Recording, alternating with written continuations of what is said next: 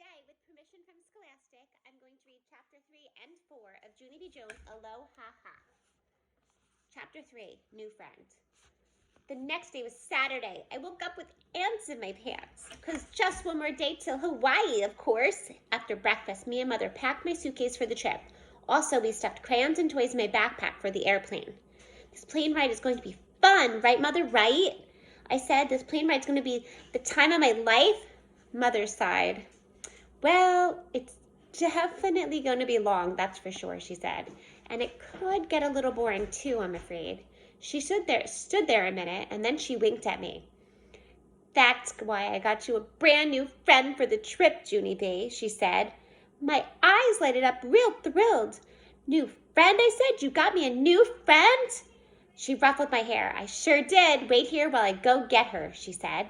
As soon as she left, I grabbed my favorite stuffed elephant named Philip Johnny Bob, and I danced him all around the room. New friend, Philip. I'm getting a new friend, I sang real happy. Philip sucked in his cheeks. You don't need a new friend, Junie B. You have me, remember? I'm your friend. I hugged him very tight. Yes, I know you're my friend, Phil, I said, but it's still nice to make other friends too, right? Wrong, said Philip. You only need me, and that's all. Just then, Mother came back with my new friend, and my whole mouth came open, I tell you. A hula girl Barbie? It's a hula girl Barbie. I've always wanted one of these things, I said. Thank you, Mother. Thank you, thank you, thank you, thank you. I looked at Barbie through her box. Wow, look. She has her very own hula skirt and her very own hula sandals. Plus, also, she's got a hula wreath around her neck. Mother smiled. It's not a hula wreath, Junie B. It's called a lei, she said. A lei is a necklace made of flowers. We'll see lots of them in Hawaii. I took hula girl Barbie out of her box and I danced all around some more. I think I will name her Dolores, I said. Dolores has a nice ring to it. Finally, I stopped dancing and I introduced her to Philip. Philip Johnny Bob, meet hula girl Dolores, I said. Hello, Dolores. Whatever, said Philip. After that, I put both those guys in my backpack and I zipped them up real tight. Now I won't even be boring on the plane, right, Mother, right? Because first I will color and then I will play hula girl Dolores. Plus I also can take some pictures on the plane with my photojournal camera. Mother gave me a hug and she went to her room to pack her own suitcase. As soon as she was gone, a scuffle broke out in my backpack. I opened to see the trouble. Philip said, please get him out of here right exactly now, on account of hula girl Dolores was poking with her pointy hard hands. I took him out and put him on my bed. Okay, you can stay out here for one more day, Phil, I said, but tomorrow you're going to have to ride in the backpack with Dolores, or else you won't be able to fly to Hawaii with us. Just then, chill bumps came on my arms. Hawaii, Phil, I whispered. We're really going to Hawaii. After that, I jumped off my bed and I straightened out my arms and I zoomed around my room like I was flying some more. The next morning, we took baby Ollie to my grandma and grandpa Miller's house because that's where his vacation was going to be. I kissed him goodbye and I pretended I would miss him. Goodbye, little Ollie. I wish you could come with us, I said real sad. Everyone smiled at me. Nice fibs are okay to say, I think, only I'm not sure of the exact ruling on that. After all of us said goodbye, me and Mother and Daddy drove to the airport, and then what do you know? We started waiting a million jillion lines. First, we waited on the getting out of our car in the parking lot line. Then we waited on the shuttle bus line. And then the give your man your suitcase line. And then get your boarding pass here line. After that, there was just one more line to go. It's called the now we're going to look through all of your stuff with our X-ray vision line. That line is exactly like the lines at Disneyland, except for it's longer, plus there's no actual ride at the end. While I waited, I unzipped my backpack and checked on my toys. Philip Johnny Bob made grumpy elephant eyes at me. Dolores keeps poking me. Tell her to stop poking me, he grouched. He turned back to Dolores and he did a grr. Stay on your own side of the backpack, I said, and I mean it, he said. Just then, Daddy grabbed my backpack. He quick zipped it up and shoved it onto the X-ray vision machine. Only too bad for Philip Johnny Bob because he wasn't exactly expecting that situation, and the machine was very dark inside. Hey, who turned the lights out? He shouted. Get me out of here! Get me out of here! Suddenly, the X-ray vision man stopped the machine. Who said that? He snapped. Is someone trying to play games? Daddy did a little smile. Oh, actually, my daughter here said it, I told him. Sometimes she pretends that she's, well, a stuffed elephant. The X-ray vision man looked at Daddy real suspicious. The lady pulled us out of line and made us hold out our arms, and she waved a giant wand all around ourselves.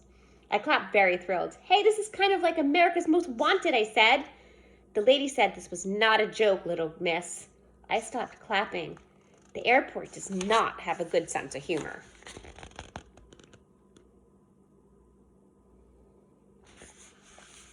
Junie B, she'll be big in trouble. Okay, chapter 4 is called Being a Sandwich. After we got to our plane gate, we waited and waited some more. Then, at last, a man said it was time for us to board the airplane. Board the airplane is the airport word for, what do you know, another dumb bunny line. Only good news, this time we were near the front, and so finally, we got our seats. I get the window seat, I called real loud. Then I ran there speedy quick, and I sat right down. There was a teensy little shade on the window. I pushed it up and I pulled it down.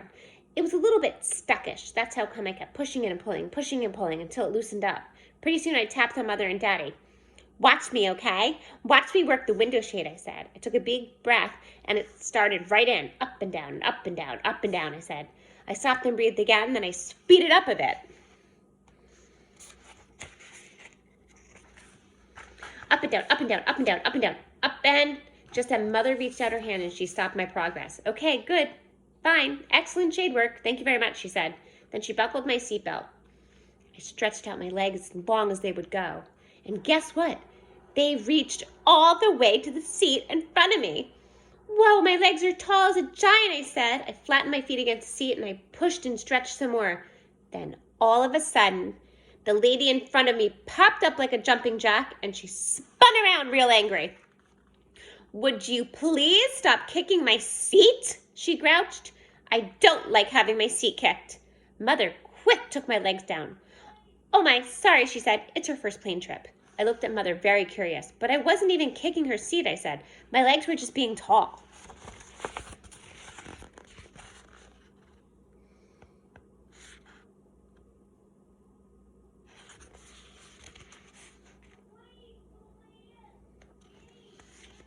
The lady made a hoof sound, and she turned around again. After that, I stayed real still, and I didn't move my muscles. Only wait a second, hold the phone. Just then, I spotted the cutest thing I ever saw, and it's called, Hey, there's a little tray in the back of the grouch lady's seat, and it folded up real fast. I leaned up and opened it. How? What will they think of next? I said. I practiced folding it in and out. Watch me, Mother. Watch me, Daddy, I said. I stood up tall to demonstrate. In and out, in and out, in and out, and bam! The grouchy lady popped up again. What in heaven's name are you doing now? She grouched. I did a gulp. Demonstrating my table tray? I said. Mother's face looked embarrassed. She said sorry again. The lady did a snort and turned around. Please, Junie B, said Mother, behave yourself. Do not touch that lady's seat one more time. I slumped way down in my seat, then I reached into my backpack and I pulled out Philip Johnny Bob, and I whispered in his softy ear, Do not touch that seat right there, or Grouchy Lady will snap your trunk off, I said. Philip raised his eyebrows.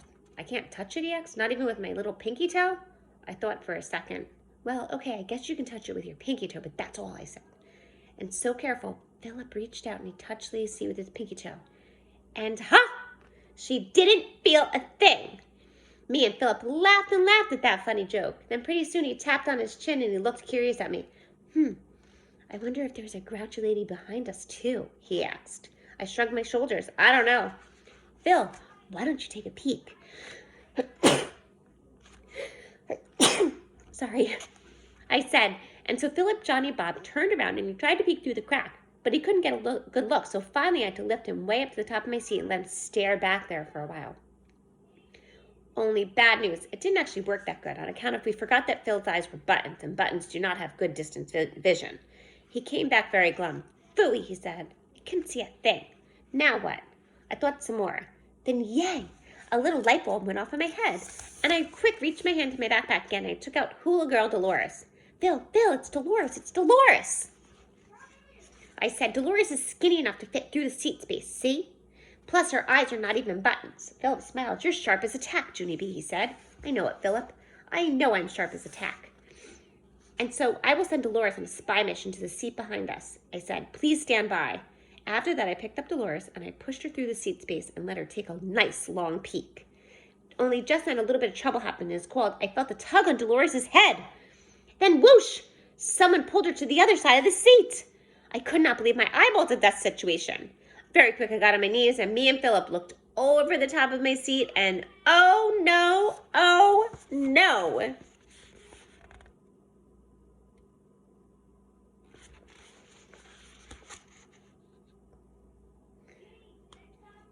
Another grouchy lady was sitting behind us. She was holding Dolores in her hand. Her face was not smiling. She did a frown at me. You're a little bit old to be playing peekaboo, don't you think? She grumped. I did another gulp. Yeah, only we're not even playing peekaboo, I said. We're on a spy mission, said Philip Johnny Bob. Just then Daddy stood up and he said, apology to the woman, and he got Dolores back for me. Then he sat me back in my seat and said, if we don't behave ourselves, we'll have to turn this plane right around and we won't even go to Hawaii. I looked and looked at that man. That was a bluff, I think. After that, I put Dolores away in my backpack, and me and Philip whispered to each other, real secret. I can't believe it, Phil, I said. There's a grouch lady in front of us and a grouch lady behind us. Philip did a sigh, which we're right in the middle of a grouchy lady sandwich. We slumped down in our seat and we looked out the window. Then, woo, at last, the pilot talked over the loudspeakers and he said we are on next in line for takeoff. Me and Philip hugged each other real happy, and then yippee! The engines got really loud. And then the plane started to move, and we went faster and faster and faster, and we went all the way up into the sky. Just like a magic carpet, I tell you, there were puffy clouds wherever you looked. This view takes my breathing away, I hollered to Mother and Daddy. Mother smiled. Yes, it does, she said, but you don't have to shout.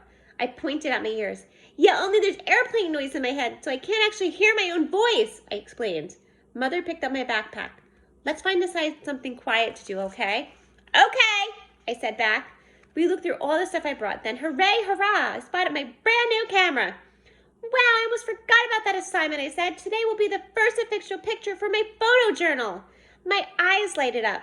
Hey, I know. You can take a picture of me by the window, Mother, okay? A picture of me by the window will be a perfect start.